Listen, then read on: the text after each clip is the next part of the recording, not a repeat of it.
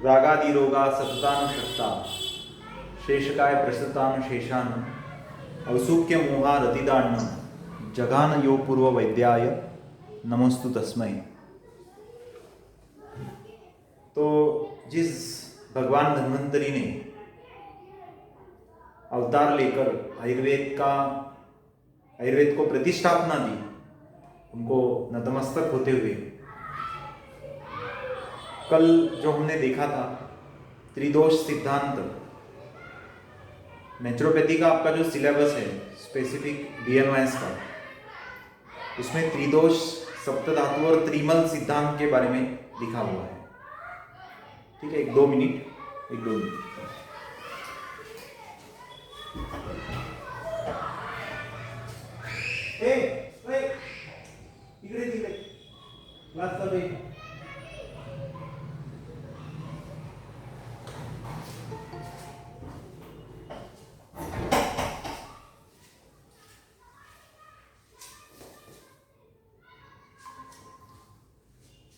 तो त्रिदोष में वात दोष, उसके क्या गुणधर्म हो सकते हैं, तो ये हमने देखा। उसके बाद में फिर अगर वात प्रकोपित हो जाता है तो उससे जो लक्षण उत्पन्न होते हैं वो हमने देखा, और उसके कारण, वात प्रकोपित होने के क्या कारण हो सकते हैं, इसके बारे में भी हमने जाना। ठीक है, वात रोग होने के बाद में उसके ऊपर उपचार क्या होना चाहिए, तो सबसे पहला उपचार है स्नेहन। स्नेहन यानी पूरे शरीर को तेल मलना। अब इसमें मेडिकेटेड ऑयल भी होता है, और वो ना ले तो फिर आप सिंपल तिल तेल या फिर सरसों का तेल ले सकते हैं। ठीक है, ये बाजू में थोड़े से बच्चे आ रहे हैं, उनका डिस्टर्बेंस है। काय रे, ऐकू येते काय? चला चूप बसा ना, चला ते घेऊन जायचं ते घेऊन आलो, चला उचला लो, घेऊन आलो।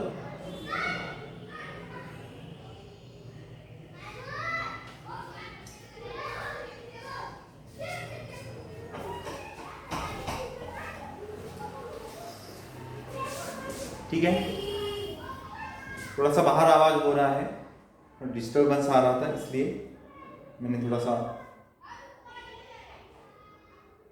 तो स्नेहन एक उपचार है जिसके कारण से हम वायु को कम कर सकते हैं, शमन कर सकते हैं उसका। स्वेदन एक उपचार है जिसे हम स्टीम बाथ कहते हैं, बाष्प स्नान उसे कहते हैं, स्टीम बाथ। तो ये भी एक उपचार कराया जाता है वायु रोगों के लिए। अब जो स्टीम दी जाती है उसमें दशमूल डालते हैं, फिर एक निर्गुंडी होती है, उसके जो पत्ते होते हैं वो भी उसमें डालते हैं, और उससे फिर भाप ली जाती है। ठीक है, आज का थोड़ा सा आयोजन जो है वो थोड़ा सीधा नहीं किया है मैंने, क्योंकि यहाँ पर थोड़ा मोबाइल में चार्जिंग नहीं है, तो चार्जिंग कॉर्ड लगाया है, इसके कारण से थोड़ा सा तिरछा बोर्ड यहाँ पर आपको दिखेगा आज। ठीक है, एकदम इन फ्रंट जो कल मैंने सेटिंग की थी उससे थोड़ी सी अलग सेटिंग है आज। तो ये एक है। उसके बाद में मृदु विरेचन एक चिकित्सा होती है वायु रोग के लिए। उसमें पेट साफ कराया जाता है, थोड़ा सा पेट अधिक साफ कराया जाता है, उसको मृदु विरेचन कहते हैं। इसमें काला मुनक्का खाने के लिए बताया जाता है। शुंठी सिद्ध एरेंडल तेल, कैस्टर ऑयल जो होता है, उसका भी इस्तेमाल पेट साफ के लिए होता है। फिर त्रिफला चूर्ण है। तो आयुर्वेद में वैसे जो दवाइयाँ यूज़ की जाती है उसमें से जो रूटीन मेडिसिन है वो मृदु विरेचन के लिए उपयोग में लाया जाता है। उसके बाद में पुल्टिस है, पोटिस है ना, जैसे पैरालिसिस के जो पेशेंट होते हैं उनको पुल्टिस या उसे ही पोटिस भी कहते हैं, यानी औषधियों की जो पोटली तैयार करके उसे अफेक्टेड पार्ट के ऊपर अप्लाई करना या फिर उसको बांध देना वहाँ पर, उसे कहते हैं पुल्टिस या पोटिस। ठीक है, तो ये भी एक उपचार किया जाता है। नाक में तेल डालना, नस्य जिसे कहा जाता है पंचकर्म में, नाक में तेल डालना, ये भी एक उपचार है वात रोग का। उपटन करना यानी उद्वर्तन, जैसे हम दिवाली के वक्त करते हैं उद्वर्तन, वैसे उद्वर्तन करना, संवाहन करना। ठीक है, इसके बाद फिर औषधियों की जो आयुर्वेदिक औषधियाँ जो है उसका काढ़ा जो है वो सिर पर डालना, उसे शिरोधारा या फिर परिषेक कहते हैं। एक आप शब्द लिखेंगे, शिरोधारा, बहुत ही प्रचलित एक ऐसा कर्म है ये, शिरोधारा या फिर परिषेक भी बोलते हैं, शिरोधारा या परिषेक। तो शिरोधारा है, शिरोधारा में यहाँ पर जो ब्रह्मरंध्र होता है वहाँ पर तेल की धारा डाली जाती है और फिर वो कंटिन्यूअसली एक ऐसे साइकिल चलती रहती है। पेशेंट ऐसे शयन स्थिति में रहता है, पेशेंट सुलाते हैं पेशेंट को, और फिर यहाँ पर दोनों भ्रू के मध्य में आज्ञा चक्र पर यहाँ पर तेल की धारा डाली जाती है। अब ये सब प्रैक्टिकल जो है यहाँ पर हॉस्पिटल में, यहाँ पंचकर्म सेंटर, ये भी मैं क्लास पंचकर्म सेंटर में ही ले रहा हूँ। तो यहाँ पर जो पंचकर्म सेंटर है यहाँ पर ये पूरी व्यवस्था है, शिरोधारा की व्यवस्था है, स्टीम बाथ की व्यवस्था है, मसाज की व्यवस्था है, सभी व्यवस्थाएं यहाँ पर बनी हुई है। अगर आप लोकल है यानी अकोला में है तो आप अगर चाहते हैं तो आप यहाँ आकर वो सब प्रोसीजर देख सकते हैं, अंडर प्रैक्टिस कर सकते हैं, ठीक है। तो ये हो गया एक। वात शामक औषधियों से तैयार किया हुआ आसव पिलाया जाता है, आसव जैसे द्राक्षासव, अमृतारिष्ट है ना, उसके बाद में अशोकारिष्ट, अश्वगंधारिष्ट, तो ऐसे आसव और अरिष्ट, इसे ये पिलाना भी एक वात रोग का उपचार ही होता है। और रस में मधुर, अम्ल और लवण यानी मीठे, खट्टे और नमकीन जो पदार्थ होते हैं, तो उससे बना जो खाना है वो वात रोगों के लिए दिया जाता है। इससे अलग फिर कटु तिक्त कषाय जो है यानी तीखे, कड़वे और कषैले, इससे फिर वायु बढ़ता है। मधुर, अम्ल, लवण से वो शमन होता है और कटु तिक्त कषाय से वायु बढ़ता है, ठीक है। तो ये एक है वातक्षय के लक्षण और उपचार। अभी ये वात प्रकोप के हमें ज़्यादा पेशेंट देखने को मिलते हैं, तो ये भी एक यहाँ पर बताया है। वातक्षय अगर हो जाता है तो फिर क्या उपचार करने चाहिए। तो वातक्षय में क्या होता है, जैसे पैरालिसिस इज नथिंग बट अ वातक्षय, यानी वातक्षय होने के बाद में मूवमेंट्स कम हो जाती है, जैसे कि किसी की वाचा चली गई तो वो भी वातक्षय का ही पेशेंट है। तो इसमें लक्षण और उपचार क्या होते हैं, तो उपचार कौन से करनी चाहिए। वातक्षय होने पर वात को बढ़ाने वाला जो आहार विहार है, जैसे कटु तिक्त कषाय, रस का सेवन अधिक मात्रा में करना चाहिए। और ठंडा, कटु तिक्त और कषाय, कटु तिक्त कषाय रस का सेवन उस रोगी को करना चाहिए जिसका वात का क्षय हो गया है, यानी वात का जो प्रमाण है शरीर का वो कम हो गया है। तब जो भी डिसीज उत्पन्न होते हैं, जैसे कि फेसियल पैरालिसिस है और हाथ और पैर का पैरालिसिस, उसको हेमिप्लीजिया कहा जाता है, तो उसके लिए आप ये कर सकते हैं। वात प्रकोपक जो भी कर्म है वो आपको यहाँ पर करने होते हैं, ठीक है।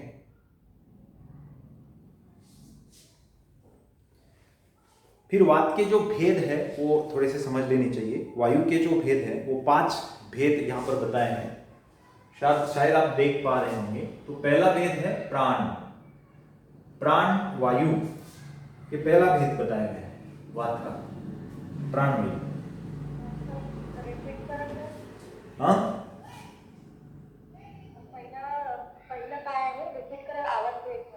अच्छा, प्राण वायु, ठीक है, प्राण वायु। 1-2 मिनट मैं इसके ऊपर डाल देता हूँ, ब्लूटूथ के ऊपर डाल देता हूँ।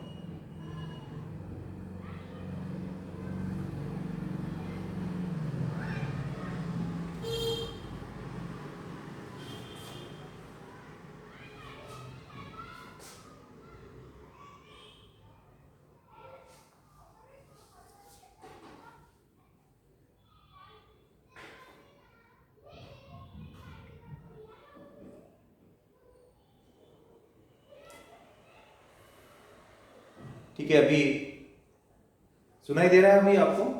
ब्लूटूथ के ऊपर डाला है अभी मैंने। ये ज्यादा क्लियर है ना? आरती, आवाज नहीं आ रहा है अभी? अभी भी नहीं आ रहा है आवाज? अब आ रहा है ना? ठीक है, ओके। चलो, अगर कोई डिस्टरबेंस आता है तो मुझे थोड़ा सा बोलना है आपने, क्योंकि मुझे पता नहीं चलेगा अगर आप सुन नहीं पाएंगे। तो आप बिंदास बोलना है अगर कोई डिस्टरबेंस आता है। तो सबसे पहला वायु जो है वो प्राण वायु है। दूसरा वायु है अपान, सॉरी उदान, उदान वायु, ये दूसरा है। तीसरा है समान, समान ये तीसरा है। चौथा है अपान, और पांचवा जो है वो है व्यान। ठीक है, तो ये पंच प्राण बोले जाते हैं। फिर से मैं रिपीट करता हूं, प्राण, उदान, समान, अपान और व्यान, इसे पंच प्राण कहते हैं। ये मुख्य पंच प्राण है।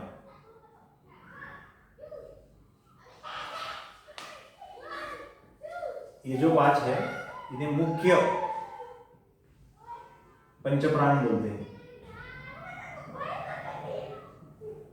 और इसमें उपप्राण भी होते हैं।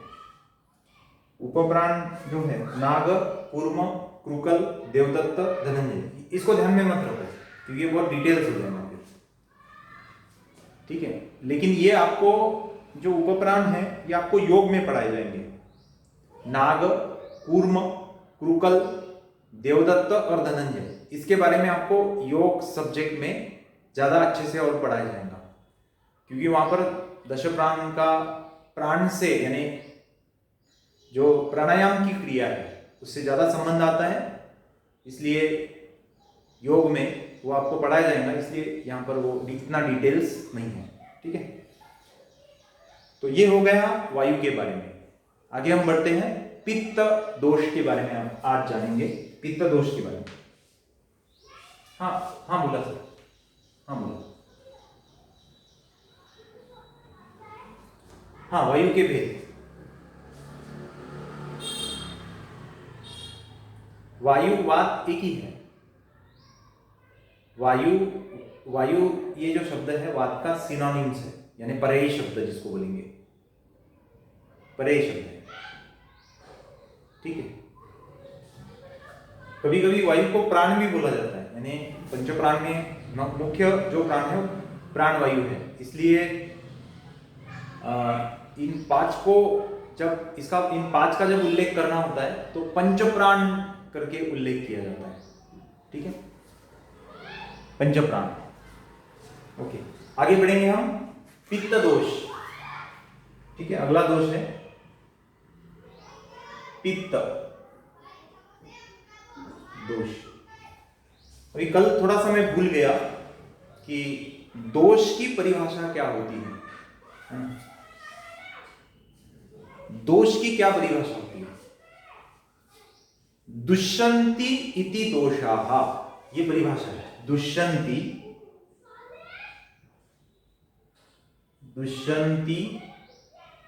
इति दोषाः, ये आप परिभाषा लिख लेना है। दुष्यंति इति दोषाः, जो दूसरों को दूषित करते हैं, जो दूसरों को दूषित करते हैं उन्हें दोष बोलते हैं। अब ये ये जो दोष है, त्रिदोष जो है वात, पित्त और कफ, ये किन्हें दूषित करते हैं? ये सप्त धातु को दूषित करते हैं। रस, रक्त, मांस, मेद, अस्थि, मज्जा और शुक्र, ये जो सप्त धातु बोले गए हैं, तो इन सप्त धातु को ये दोष दूषित करते हैं, इसलिए इन्हें दोष कहा गया है। मूल में ये तो शरीर का संचालन करते हैं, जितनी भी क्रियाएं शरीर में हो रही है उसका संचालन ये त्रिदोष करते हैं। एक चौथा दोष भी हमने देखा है रक्त, लेकिन वो चरकाचार्य ने नहीं माना है, वो मात्र सुश्रुताचार्य ने माना है। अब आयुर्वेद में दोष वात, पित्त और कफ, नहीं, सप्त धातु, सप्त धातु आगे हम देखेंगे, लेकिन फिर भी मैं बोलता हूं आपको, आगे हम देखेंगे। तो इसमें 7 धातु होते हैं जिसको ये त्रिदोष दूषित करते हैं। उसमें रस, रक्त, मांस, मेद, अस्थि, मज्जा और शुक्र। आगे हम देखेंगे इसके बारे में, इसलिए मैंने इसको लिखा नहीं है यहाँ पर, नहीं तो यहाँ पर मैं लिख लेता हूँ। फिर भी अगर आपको अभी लिखना चाहते हैं तो रस, रक्त, मांस, मेद, अस्थि, मज्जा और शुक्र, ये 7 धातु जिनको सप्त धातु बोला जाता है। 8वां एक धातु होता है जिसे ओज बोला जाता है। ओज शुक्र का धारण करने से वो बनता है। जब धातुओं के बारे में हम देखेंगे तो ये रिपीट होगा और आपको डिटेल्स में बताया जाएगा। ठीक है,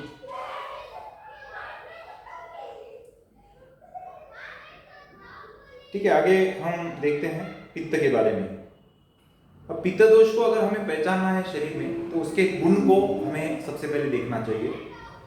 तो उसका जो पहला गुण है, सस्नेह उष्णम तीक्ष्णम च द्रवम अम्ल सरम कटु विपरीत गुणे पित्तम द्रव्यम राशि प्रशम्यति। ये एक सूत्र आता है, इसका फोटो मैं व्हाट्सएप के ऊपर डाल दूंगा। वायु जितने भी सूत्र आते हैं ना संस्कृत के, अगर आप में से कोई इसमें इंटरेस्टेड है वो सूत्र लिखने के लिए, तो फिर मैं आपके व्हाट्सएप कॉमन ग्रुप के ऊपर वो डाल दूंगा। आप वहाँ से फिर नोट्स के ऊपर लिख लेना, क्योंकि यहाँ पर मैं लिख भी सकता हूँ, लेकिन वो लिखने में और पढ़ाने में फिर समय चला जाता है।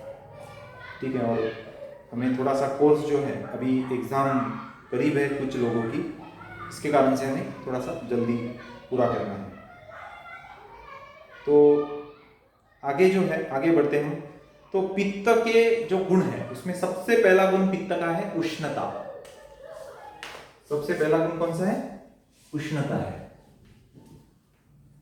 यह है पित्त दोष। उसका गुण है उष्णता। पहला गुण है उष्णता। उष्णता यानी गर्मी, गर्म करने वाला। फिर दूसरा गुण है तीक्ष्णता। दूसरा गुण है तीक्ष्णता। तीक्ष्णता का अर्थ होता है शारीरिक शक्ति का अधिक प्रदर्शन। हाँ बोलिए बोलिए। हाँ गुड इवनिंग, बोलिए।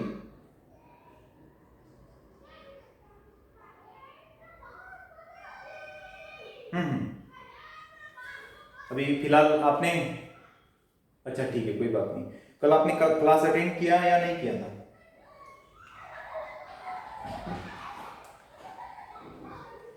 अच्छा ठीक है, तो कल का रिकॉर्डिंग मेरे पास है, लेकिन फिर भी मैं थोड़ा सा आपके लिए रिपीट करूंगा। तो कल का लेक्चर जिन्होंने अटेंड नहीं किया वो प्रॉपरली अभी अगले लेक्चर समझ नहीं पाएंगे।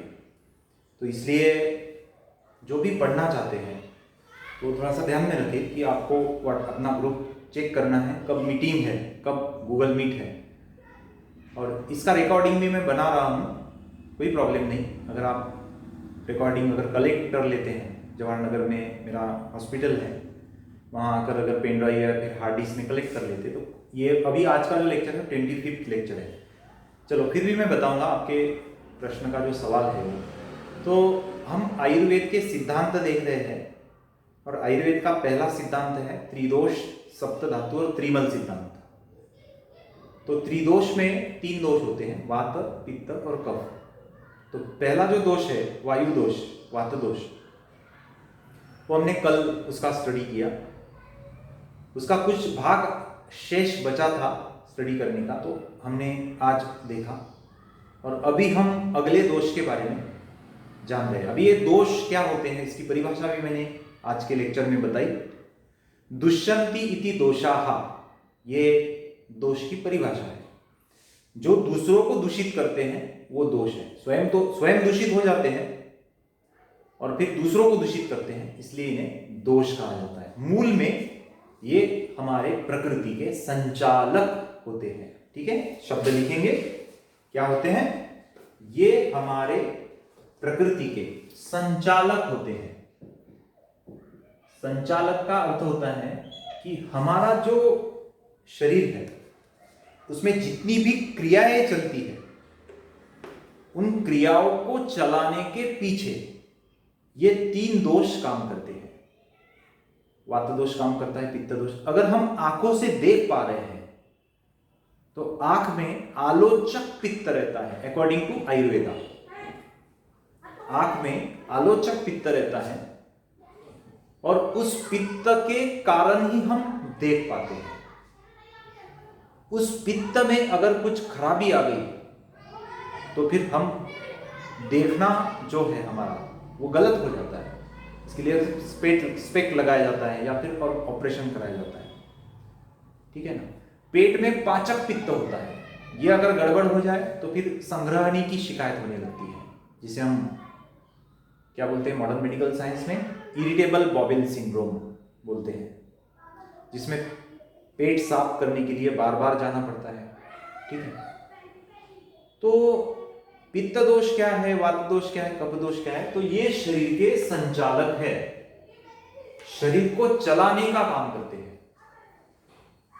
और ये जब प्रकृति समता में होते हैं, नॉर्मल होते हैं, इनकी जो क्वांटिटी है वो जब नॉर्मल होती है, तब ये कोई सिम्टम्स प्रोड्यूस नहीं करते, कोई लक्षण प्रोड्यूस नहीं करते।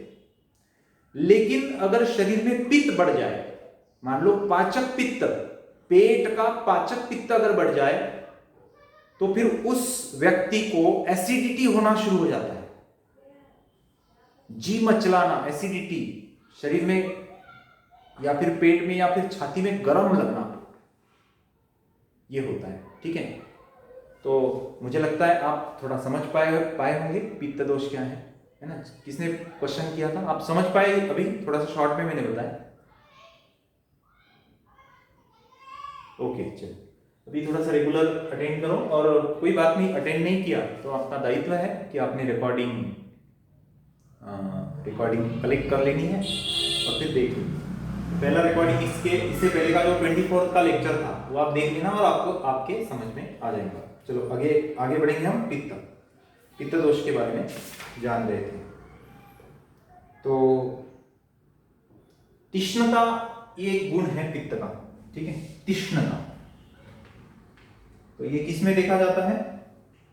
खाद्य और पेय पदार्थों का अधिक मात्रा में सेवन करना, परिस्थितियों का मुकाबला करने में असमर्थता, लचीलापन। हाँ, तो तीक्ष्णता, जैसे मिर्ची जो होती है उसमें तीक्ष्णता होती है, तीक्ष्ण गुण के कारण वो काम करती है। अगला गुण पित्त का है द्रवता।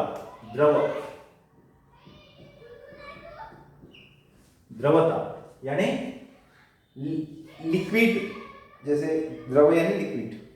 तो मांसपेशियों और हड्डियों के जोड़ों में कोमलता तथा शिथिलता, पसीना, मल और मूत्र का अधिक मात्रा में बाहर निकलना, है ना। जब द्रवता शरीर में बढ़ जाती है तो क्या होता है? पसीना निकलता है। तो ये पसीना निकलना, स्वेटिंग होना, ये पित्त का एक लक्षण है। अब देखेंगे आप किसी में बहुत ज्यादा पसीना आता है तो पित्त का द्रव गुण बढ़ गया है, ऐसे डायग्नोस करके फिर उसमें ट्रीटमेंट कराया जाता है, ठीक है। उसके बाद में कटुता और अम्लता। कटुता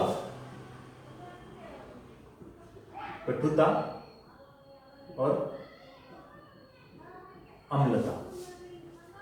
कटुता और अम्लता का अर्थ होता है, कटु यानी क्या है? बहुत बार बोलते हैं सत्य कटु होता है। इसका अर्थ क्या है कि सत्य कटु होता है? Please answer me. कड़वा नहीं, गलत है। कटु का अर्थ क्या होता है? कटु, एनीवन? सब लोग दुनिया में ये जानते हैं कि सत्य कड़वा होता है, क्योंकि कटु को लोग कड़वा ही समझते हैं। लेकिन आप आज से ये बात जान ले कि सत्य कड़वा नहीं, सत्य तीखा होता है। कटु का अर्थ तीखा। संस्कृत में कटु को तीखा ऐसे समझा जाता है, तिक्त को कड़वा समझा जाता है। संस्कृत में तिक्त को कड़वा बोलते हैं और कषाय को कशेला, तुरट। तो अभी इस बात को ध्यान में रखना कि सत्य कड़वा नहीं होता है, सत्य तीखा होता है। वो जो कहावत है ना हिंदी में, सत्य कटु होता है, इसका अर्थ ये है कि सत्य तीखा होता है। इस बात को समझ लेना।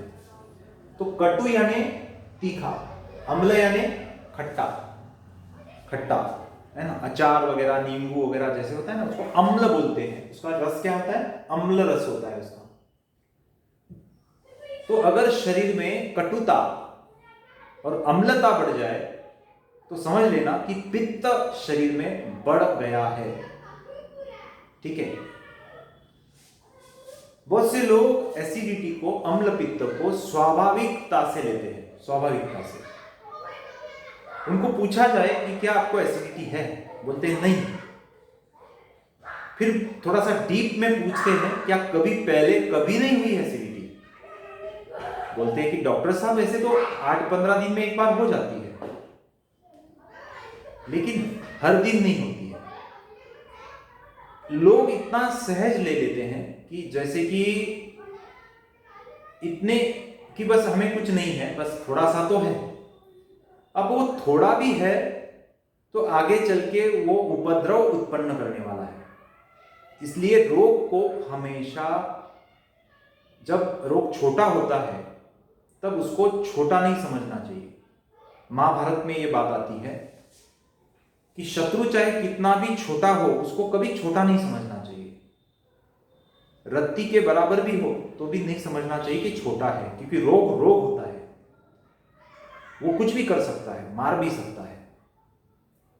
उसकी तीव्रता अगर ज्यादा हो, स्वरूप छोटा हो लेकिन तीव्रता ज्यादा, तो मार सकता है।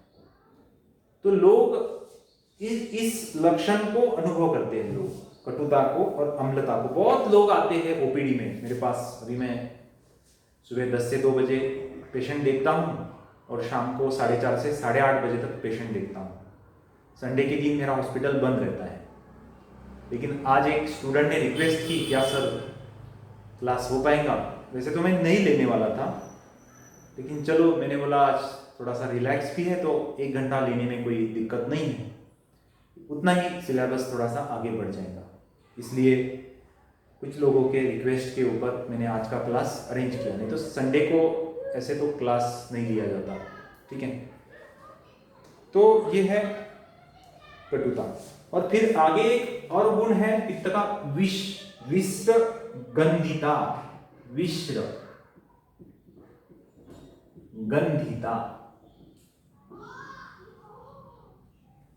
विश्रगंधिता इसका अर्थ होता है बगल मुख, सिर तथा शरीर के दूसरे अंगों से तेज दुर्गंध, कच्चे मांस जैसी दुर्गंध आना। अभी शरीर को जब भी दुर्गंध आती है शरीर की, तो उसका कारण क्या होता है? पित्त का ये गुण बढ़ना, विश्रगंधिता, है ना। तो पित्त का जब ये गुण बढ़ता है, विश्रगंधिता, तब शरीर के पास अगर हम जाए, जिसके शरीर में ये गुण बढ़ गया है पित्त का, तो उसके शरीर की बदबू आती है, उसके बगल से बदबू आती है ना।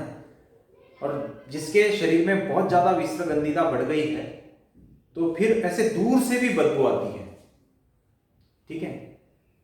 अगर सामान्य स्थिति में ये गुण है तो कोई प्रॉब्लम नहीं होगा, लेकिन पित्त दोष का विश्रगंधिता से अगर प्रकोप हो जाए तो फिर पसीने की बदबू आना शुरू हो जाता है। इसके ऊपर उपचार है नेचुरोपैथी में।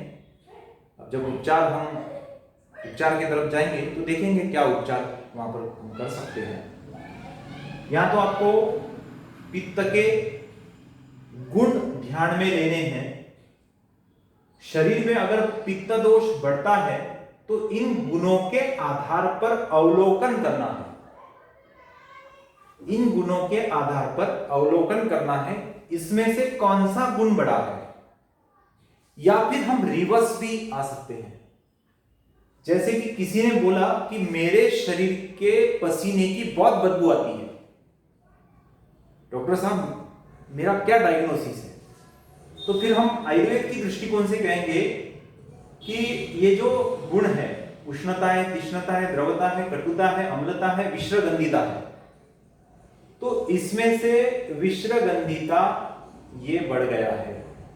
यानी कभी पित्त जो है वो पूरे गुणों से एक साथ नहीं बढ़ता। बहुत कम पेशेंट में ऐसा देखा जाता है कि पूरे गुणों से उसके जो गुण है उससे वो बढ़ गया। कभी कभी एक गुण से ही बढ़ जाता है, विश्रगंधिता इतना ही बढ़ जाता है, ठीक है। उसको अगर पूछा जाए पसीना ज्यादा आता है क्या, नहीं, लेकिन कोई अगर पेशेंट बोलेगा कि पसीना मुझे ज्यादा आता है, तो फिर हम बोल सकते हैं कि उष्णता और तीक्ष्णता और विश्रगंधिता 3 गुण से पित्त बढ़ गया है। अब फिर ट्रीटमेंट भी उस वैसे ही चेंज हो जाती है। फिर ट्रीटमेंट मेडिसिन में अलग देना पड़ता है। 1 गुण बढ़ा है, अलग मेडिसिन, 2 गुण बढ़े, अलग मेडिसिन, 3 गुण बढ़े, अलग मेडिसिन। तो उसमें उपचार जो है वो अलग रहता है, ठीक है। तो ये है पित्त के स्वाभाविक गुण। अभी हम आगे बढ़ते हैं। पित्त शरीर में बढ़ने के कौन से कारण हो सकते हैं, इसके बारे में हम जानेंगे। पित्त दोष के बारे में हम देख रहे हैं। त्रिदोष में जो पित्त दोष है उसके बारे में हम देख रहे हैं। अगर शरीर में पित्त बढ़ जाता है तो उसके कारण क्या हो सकते हैं? तो उसके कारण है शरद ऋतु तथा युवा अवस्था में पित्त प्रकोप की ज्यादा संभावना रहती है। अब आयु जो है, आयु अवस्था जो होती है आयु की, एक बाल्यावस्था होती है, एक तारुण्यावस्था होती है, एक वृद्धावस्था होती है और एक जरा अवस्था होती है। 4 अवस्थाओं में हमारा जीवन बटा हुआ है। आयु के 16 साल तक बाल्यावस्था, आयु के 35 साल तक तारुण्यावस्था, 40 साल तक भी ले सकते हैं, और 40 से आगे फिर वृद्धावस्था, और फिर 60 से आगे जरावस्था। ऐसे वो पार्टीशन किया हुआ है। ओके, अगर आयु युवा अवस्था है तो फिर उसमें पित्त ज्यादा बढ़ता है। जैसे कि हम देखते हैं पिंपल्स, छोटे बच्चे को आते हैं क्या? नहीं आते हैं। पिंपल्स जो 60 साल के ऊपर रहते हैं या 40 के ऊपर रहते हैं उनको आते हैं क्या? नहीं आते हैं। क्यों? क्योंकि युवा अवस्था में ही वो पिंपल्स आना ये जो है ये पित्त का लक्षण है, ये पित्त का रोग है। जब शरीर में उष्ण तीक्ष्णता बढ़ जाती है तो चेहरे के ऊपर फोड़े आते हैं और उसे हम बोलते हैं पिंपल्स, और संस्कृत में उसे मुख दूषिका बोला जाता है। मुख दूषिका पिंपल्स, ठीक है। उसे मॉडर्न मेडिकल साइंस में एक्नी भी बोलते हैं। एक्नी, ACNE, एक्नी भी बोलते हैं। तो ये एक लक्षण, यानी हमारी जो अवस्था है आयु की, ये भी एक कारण है रोगों के लिए। अधिक श्रम करना, अधिक तनाव में रहना, क्रोध करना। क्रोध करने से पित्त बढ़ जाता है। वैसे तो क्रोध करने से वायु भी बढ़ जाता है, कल हमने देखा। क्रोध करने से वायु बढ़ता है, क्रोध करने से पित्त बढ़ता है। हाँ, क्रोध करने से कफ नहीं बढ़ेगा, कफ कम हो जाएगा। जिसका कफ बढ़ा हुआ है अगर वो क्रोध करे तो जो कफ बढ़ा है उसके ऊपर एक उपचार हो जाता है। ओके, उसके बाद में जो लोग चरपरे, खट्टे, नमकीन, गर्म और विदाई यानी जलन पैदा करने वाले, जैसे कि खाने के बाद ऐसे गरम गरम लगता है, उसको कहते हैं विदाही। इस शब्द को लिख लेना, विदाही यानी शरीर को गर्म करने वाले, शरीर को गर्म करने वाले, उसको बोलते हैं विदाई। जैसे दही जो होता है ना, बटर, ये जो दही है ये विदाई होता है। स्पेशली खट्टा दही अगर आप खाएंगे तो ये फिर शरीर में विदाह उत्पन्न करता है। स्पेशली अगर शरद ऋतु, अभी सितंबर में शरद ऋतु लग जाएगा तो उस वक्त अगर दही खाया जाए ज्यादा मात्रा में, खट्टा दही, तो शरीर में विदाह उत्पन्न होता है। ओके, उसके बाद में तीखे पदार्थ, मसाले वाले पदार्थ, मसाले ज्यादा खाना, सूखी सब्जियों का सेवन करना, क्षार का सेवन करना, है ना, धूपन ज्यादा करना, अग्नि का अधिक सेवन करना, जैसे अग्नि के पास काम करना, जो भट्टी में काम करते हैं तो वो भी है। अधिक मैथुन करना, अनियमित रूप से भोजन करना, अपच, क्रोध, भय और निराशा के विचार भी शरीर में पित्त दोष को बढ़ाते हैं। गरम तेल, जैसे तिल का तेल जो है वो गरम है, तो वो अगर रेगुलर खाने में आता है, सरसों का तेल उससे भी ज्यादा गरम है। अभी हम उष्ण कटिबंध में रहते हैं, जितना पूरा विदर्भ जो है ना, नागपुर से लेकर अकोला, अमरावती तक जो भी है, तो वो गर्म है। और ऐसे इसमें हम तिल्ली का तेल अगर ज्यादा खाते हैं, सरसों का तेल खाते हैं, तो इससे क्या होगा, शरीर में पित्त का प्रकोप होगा। और फिर जो लोग छाछ, खट्टी छाछ खाते हैं, उनका भी पित्त का प्रमाण बढ़ता है। जो लोग ड्रिंक करते हैं, दारू पीते हैं, रेगुलरली पीते हैं, उनके शरीर में भी पित्त बढ़ता है। अक्सर देखो जो दारू पीते हैं ना, उनको एसिडिटी की शिकायत रहती है ना। जैसे ही दारू पियेंगे उनको एसिडिटी होगी और उल्टी भी कर देंगे। वो ज्यादा अगर दारू अगर पीते हैं तो उल्टी हो जाती है फिर, ठीक है। तो ये ज्यादा मांसाहार खाना, है ना, नॉनवेज ज्यादा खाना, इससे भी पित्त का प्रकोप हो जाता है। अभी पित्त, ये तो प्रकोप के कारण है, पित्त के प्रकोप के कारण। अब लक्षण क्या हो सकते हैं? पित्त प्रकोपित हो जाए तो सिम्टम्स क्या हो सकते हैं? सिम्टम्स यानी लक्षण क्या हो सकते हैं, तो इसके बारे में बताया गया है। तो क्या होता है, थकावट आ जाती है, गलावट आ जाती है, थकावट आ जाती है, बल और नींद, स्लीप कम हो जाती है, निद्रा कम हो जाती है। मैंने पहले ही लेक्चर में बताया था कि मानस शास्त्र के अनुसार 5 घंटे की नींद कम से कम होनी चाहिए, उससे कम नींद नहीं होनी चाहिए। ऐसा होता है तो फिर क्या होता है, पित्त बढ़ जाता है, वायु भी बढ़ता है नींद कम लेने से। पित्त शरीर में बढ़ता है तो अधिक पसीना आता है, स्वेटिंग ज्यादा होती है। पित्त शरीर में बढ़ता है तो फिर अधिक तापमान शरीर का होने से पानी बार बार पीने की इच्छा होती है, तृष्णा उसको बोला जाता है, तृष्णा। तृष्णा ये एक महत्वपूर्ण लक्षण है, तृष्णा यानी बार बार पानी पीने की इच्छा। त्वचा का रंग पहले की अपेक्षा अधिक गाढ़ा हो जाता है, अंगों से दुर्गंध आने लगती है, ठीक है, शरीर से दुर्गंध आती है, चिपचिपाहटपन होता है, मुंह, गला आदि पकना, यानी मुंह और गले में छाले हो जाते हैं, मुंह और गले में छाले होना, इसको मॉडर्न मेडिकल साइंस में स्टोमॅटायटिस कहते हैं। स्टोमॅटायटिस, मुंह में छाले आना, गले में छाले आना। आपण मराठीमध्ये म्हणतो की तोंडामध्ये फोडा आले, है ना। तो शरीर में पित्त बढ़ने के कारण ही ये होता है। उसके बाद में फिर क्रोध, पित्त बढ़ने से क्रोध भी आता है, मूर्छा, बेहोशी आती है, चक्कर आते हैं, त्वचा, मलमूत्र, नाखून, नेत्र में पीलापन आ जाता है, यहां पर पीलापन आ जाता है।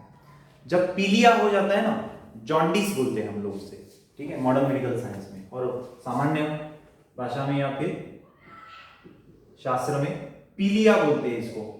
इसका एक पर्यायी शब्द भी है, कामला, इसे कामला भी बोलते हैं। हेपेटाइटिस, है ना,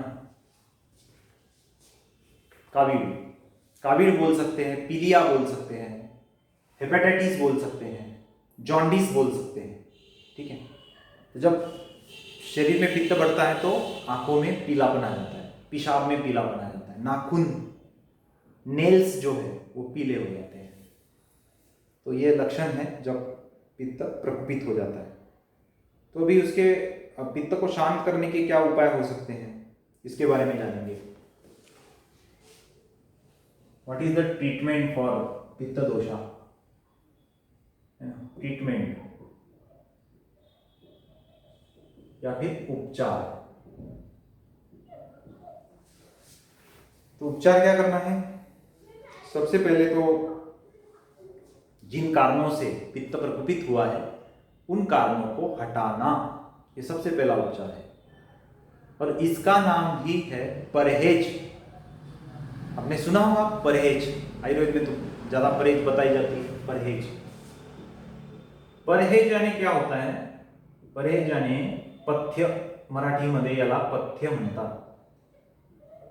अभी एक्चुअल पथ्य अपथ्य बोला जाता है। पथ्य का अर्थ होता है जो चीज हमें नुकसान नहीं करती उसे पथ्य कहेंगे, और जो चीज हमें नुकसान करती है, जो चीज हमें नुकसान करती है, जैसे कि मिर्ची खाने से एसिडिटी हो जाती है, तो मिर्ची का परहेज करना चाहिए और मिर्ची अपत्य समझ के उसको टालना चाहिए। मिर्ची नहीं खानी चाहिए, तो उसे बोलेंगे हम अपत्य। अब जो मान लो कि दूध पीने से अगर एसिडिटी कम होती है, दूध पीने से एसिडिटी कम होती है, तो दूध पथ्य हो गया। दूध क्या हो गया? पथ्य हो गया। अब समाज में इसके संबंध में थोड़ी सी उल्टी धारणा है। बहुत बार किसी को अगर दूध नहीं चलता या फिर नींबू नहीं चलता, दही नहीं चलता, तो लोग क्या बोलते हैं? हमें दही का, नींबू का या फिर अचार का हमें पथ्य बताया गया है। दही को हम खा नहीं सकते, नींबू को हम खा नहीं सकते। तो बोलने में वो गलत बोल रहे हैं। उन्होंने क्या बोलना चाहिए कि दही, नींबू, अचार या फिर जो भी खट्टे पदार्थ है वो मेरे लिए अपथ्य है, उनका सेवन मुझे करना नहीं है। और एसिडिटी को अगर दूध पीने से फायदा होता है तो हम कहेंगे कि दूध का मुझे पथ्य है, क्योंकि मैं दूध ले सकता हूं। दूध लेने से मुझे एसिडिटी में फायदा होता है, पेट की जलन, छाती की जलन कम हो जाती है। अभी आप क्लियर हो गया? पथ्य और अपथ्य का जो कंसेप्ट है वो क्लियर हो गया ना? ठीक है, आगे बढ़ेंगे। अब ये दोनों को परहेज बोलते हैं। एक्चुअल में अपथ्य को ही परहेज बोलते हैं। परहेज करना, परहेज करना यानी जो हमारे प्रकृति के लिए ठीक है उसका सेवन करना, और जो प्रकृति के लिए ठीक नहीं है उसको टालना, उसको न लेना, है ना, उसको प्रिवेंट करना, उसका प्रिवेंशन करना। ये पहला उपचार है सभी दोषों में। वात दोष में भी यही रहेगा कि जिस कारण से रोग बढ़ रहा है उसे आप बंद करेंगे, उसका सेवन नहीं करेंगे। दही से अगर एसिडिटी हो रही है तो आप दही नहीं खाएंगे। एक तरफ आप दही खा रहे हैं और ऊपर से आप उपचार भी कर रहे हैं, तो फिर क्या होगा? जब तक दवा है तब तक परिणाम मिलेगा, दवा हटाने के बाद में परिणाम, है ना, हट जाएगा और रोग वैसे का वैसे ही। इसलिए आयुर्वेद में बोलते हैं पथ्य अस्ति गदार्थस्य किम औषध निषेवने, पथ्य असति गदार्थस्य किम औषध निषेवने। इसका अर्थ मैं समझाता हूं, संस्कृत में लिखने की कोई आवश्यकता नहीं है। पथ्य करे तो दवा की कोई आवश्यकता नहीं, और पथ्य ना करे तो भी दवा की कोई आवश्यकता नहीं। अब पहले लाइन का अर्थ समझते हैं। पथ्य करे तो दवा की क्यों आवश्यकता नहीं? क्योंकि परहेज करने से ही रोग ठीक हो जाएगा। परहेज करने से ही रोग ठीक हो जाएगा। अगर सामान्य अवस्था में रोग है तो पहले दूसरे स्टेप में है तो वैसे ही ठीक हो जाएगा, उसे फिर कोई विशेष दवा देने की कोई आवश्यकता नहीं। नेचुरोपैथी में तो ऐसे ही सारे उपचार है खान पान के।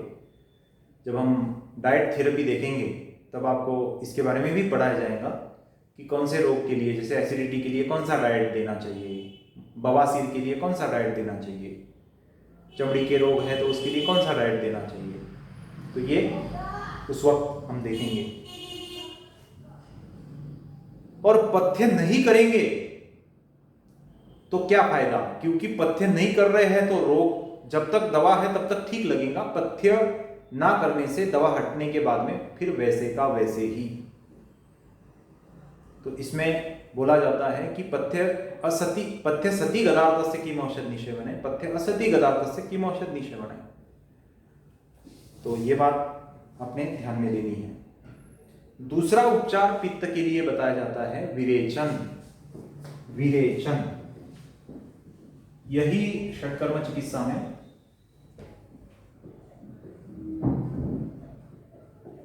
विरेचन, विरेचन का अर्थ होता है पेट साफ करना। विरेचन ये पित्त की अप्रतिम चिकित्सा है। विरेचन करने से, पेट साफ करने से पित्त के रोग कम हो जाते हैं। एसिडिटी है, चमड़ी का पित्त बिगड़ गया है, आंखों में कोई प्रॉब्लम है, तो फिर विरेचन करने से बहुत अधिक फायदा होता है। विरेचन करने के लिए बहुत सारी दवाइयों का इस्तेमाल आयुर्वेद में किया जाता है, जैसे एरंडेल तेल है, त्रिफला चूर्ण है, पंचसकार चूर्ण है ना, मुनक्का है, काला मुनक्का है, तो बहुत सारे मेडिसिन है कि जो यूज किए जाते हैं। ठीक है, तो ये एक है। फिर मधुर, कटु और तिक्त रस को लिख लेना। मधुर, कटु और तिक्त, इन रसों का सेवन करना है। मीठा खाना है,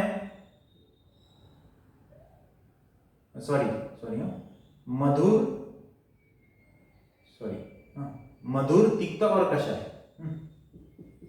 3 रस का सेवन करना है। मधुर पहला है, दूसरा तिक्त है, और आखिरी का जो है कषाय, कसैले पदार्थ। आपको अम्ल, लवण और कटु यानी नमकीन, लवण यानी खट्टे, नमकीन, अम्ल यानी खट्टे, लवण यानी नमकीन और कटु यानी तीखे रसों का सेवन नहीं करना है पित्त को कम करने के लिए। तो कौन से रस का सेवन करेंगे? मधुर का करेंगे। तिक्त यानी कड़वा, तिक्त का अर्थ होता है कड़वा, कड़ू, ठीक है। और कषाय यानी कसेला, है ना, कसेला। जैसे सुपारी खाने के बाद में जो अनुभव करते हैं आप, उसको बोलते हैं कशेला। या फिर कवट आपने खाया होगा, कवट, वो भी बहुत ज्यादा तुरट होता है। आंवला खाने के बाद में भी थोड़ा सा वो तुरट लगता है, कसेला लगता है। आंवला जब खाते हैं तब कसेला लगता है वो, ठीक है। तो ये इनका आप उपयोग करेंगे।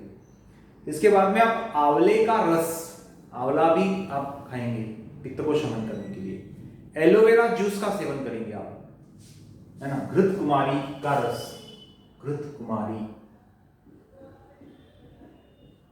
एलोवेरा जूस का सेवन करने से एसिडिटी कम हो जाती है, पेट साफ हो जाता है, गर्मी कम हो जाती है, पसीना कम हो जाता है। जिसको पसीना ज्यादा आता है ना, वो एलोवेरा जूस का सेवन करे, आंवले के रस का सेवन करे, गुलकंद खाए। गुलाब की जो पंखुड़ियां होती है उससे बना गुलकंद, प्रवाड़ युक्त गुलकंद मिलता है बाजार में। प्रवाड़ करके, जैसे खटिका कल्प है प्रवाड़, तो इसका इस्तेमाल पित्त को शमन करने में किया जाता है। ये प्रवाड़ युक्त गुलकंद बाजार में मिलता है, इसका भी आप उपयोग कर सकते हैं। ठंडे दूध का सेवन करना, ये भी आप एक कर सकते हैं। उसके बाद में खड़ी शक्कर और नवनीत यानी मक्खन और खड़ी शक्कर, इसका भी एक प्रयोग आप कर सकते हैं पित्त का शमन करने के लिए। काले मुनक्के का भी उपयोग कर सकते हैं। काला मुनक्का भी पित्त का बहुत अच्छे से शमन करता है। और सबसे बढ़िया पित्त का शमन करने में है अनार का रस, डाळिंबाचा रस, अनार जूस बिना शक्कर का अगर लेते हैं तो इससे एसिडिटी ठीक हो जाती है। नेचुरोपैथी में हम आगे देखेंगे, नेचुरोपैथी में हम जिनको एसिडिटी है उनको अनार कल्प करते हैं। अनार कल्प 5-7 दिन तक पेशेंट को मात्र अनार जूस पे ही रखा जाता है और साथ साथ में उसको इनिमा भी दिया जाता है। तो जब 5-7 दिन तक हम अनार के रस पर ही पेशेंट को रखते हैं तो असाध्य अम्ल पित्त, यानी 5-5 सालों से बहुत दवा खाने से भी अम्ल पित्त ठीक नहीं हो रहा है, ऐसा अम्ल पित्त, ऐसी एसिडिटी हम अनार कल्प करने से या फिर आम्र कल्प करने से ठीक हो जाता है। अभी मौसम के अनुसार कराया जाता है वो। अगर अभी एसिडिटी का पेशेंट आता है तो हम अनार कल्प करेंगे, क्योंकि बाजार में बहुत अच्छे से अनार उपलब्ध है। पेशेंट अगर धूप काल में आता है तो फिर आम्रकल्प करते हैं, आम का रस उसको पिलाते हैं। ठीक है, तो एसिडिटी के लिए सबसे बढ़िया अगर फल है तो फिर अनार है। उसका प्रयोग भी आप करें। ओके, तो ये हो गए उपचार। पित्त के क्या उपचार हो सकते हैं?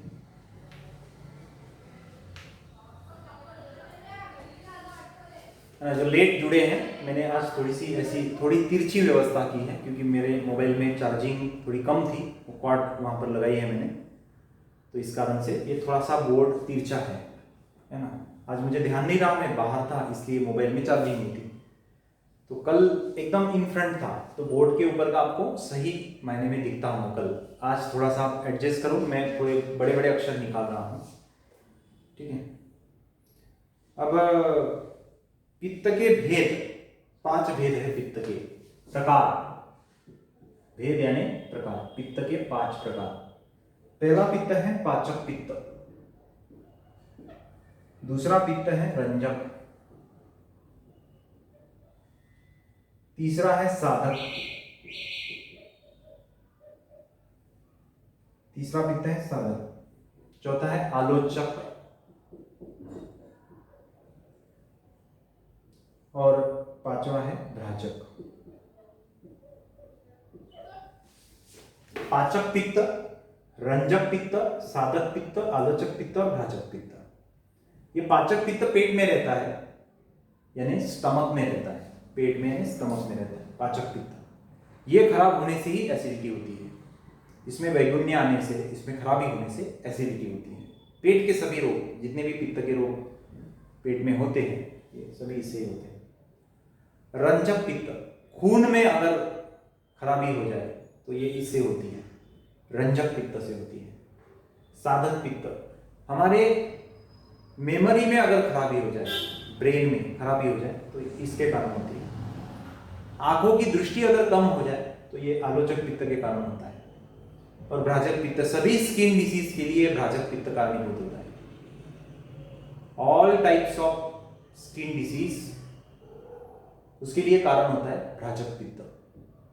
ठीक है, तो ये 5 प्रकार है पित्त के, उसके अनुसार के रोग होते हैं। आपको डिटेल्स में नहीं है, मात्र आयुर्वेद का सिद्धांत आपको मुझे बताना है, इससे भी मैं डिटेल्स में जा सकता हूँ, है ना।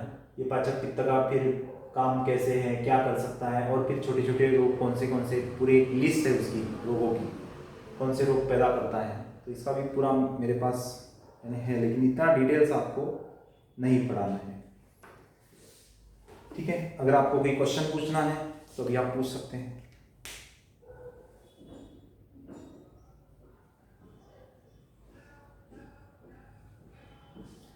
जवाहर नगर में अकोला मध्यवर्ती बैंक है, उसके पास मेरा क्लिनिक है, दवाखाना है, विश्वराज आयुर्वेद चिकित्सालय के नाम से, विश्वराज आयुर्वेद पंचकर्म योग नेचुरोपैथी चिकित्सालय। तो वहाँ से आप कलेक्ट कर सकते हैं। इस मध्यवर्ती बैंक के पास आने के बाद में माँ वैष्णवी रेसिडेंसी नंबर 6, उस बिल्डिंग में नीचे 2 शॉप है, शॉप नंबर 1 और 2, उसमें मेरा क्लिनिक है, वहाँ आ सकते हैं और कलेक्ट कर सकते हैं। ठीक है,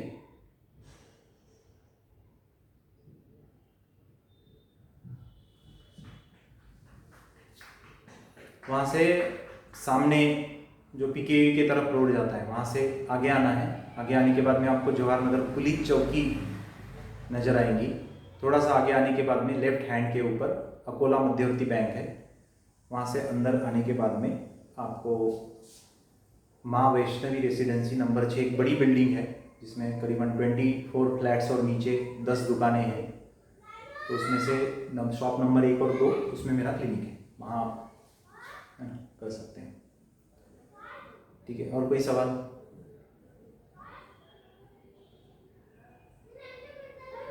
थोड़ा सा अलग है, समझने में कठिनाई होगी। कोशिश करूँगा मैं कि ये भी लेक्चर मैं YouTube लिंक तैयार कर लूँ ताकि आपको आने की भी आवश्यकता ना हो क्लिनिक तक, और ये भी इसकी YouTube लिंक क्रिएट करके ये मैं YouTube के ऊपर डाल दूँ और इसकी लिंक आपको शेयर करूँ WhatsApp के ऊपर, तो आपको फिर इसमें कोई परेशानी नहीं होगी। प्रयास करूँगा। ठीक है, हाँ बोलिए। हाँ बोलिए।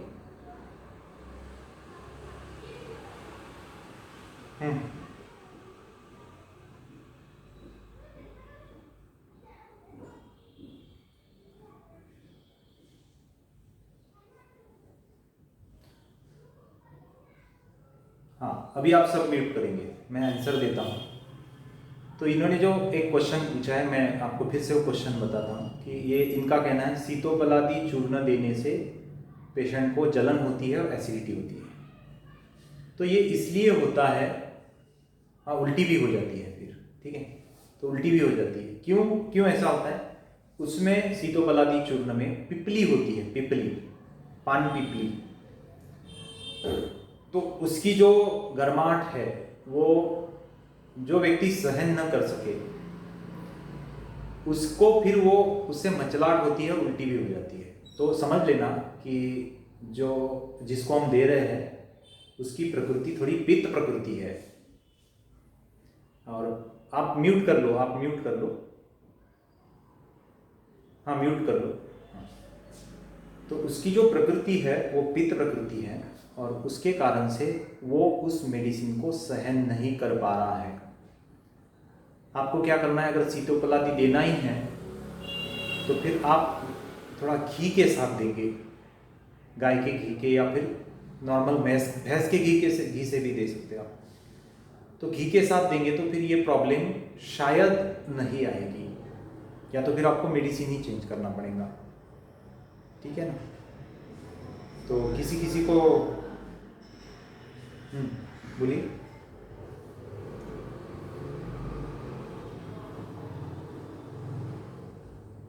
हाँ बिल्कुल कर सकते हैं, कोई प्रॉब्लम नहीं, त्रिफला चूर्ण दे सकते हैं, बिल्कुल दे सकते हैं। हर्निया के पेशेंट में, हाइड्रोसिल के पेशेंट में, अपेंडिक्स के पेशेंट में।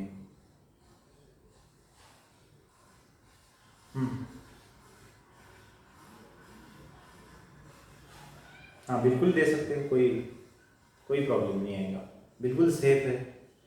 त्रिफला सेफ है, एरंडेल सेफ है। ये 2 ऐसी मेडिसिन है पेट साफ करने की कि आप छोटे, जिसका जन्म हुआ एक बच्चे का, वहाँ से लेकर 80 साल के बूढ़े तक, ये दोनों दवाइयाँ आप बेशक कुछ भी सोचते न हुए आप बेशक यूज़ कर सकते, कोई प्रॉब्लम नहीं।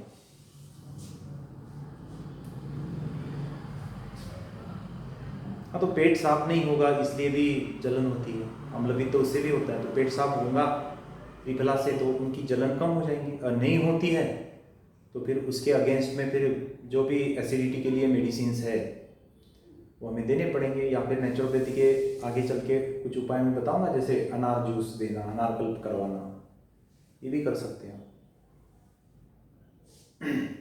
हाँ बोलिए। अब जो भी क्वेश्चन करना है अभी हम अगले सेशन में करेंगे, क्योंकि आज का समय पूरा होता है, मुझे भी इसके बाद में और एक दूसरी मीटिंग है, मैंने ऑफलाइन मीटिंग है।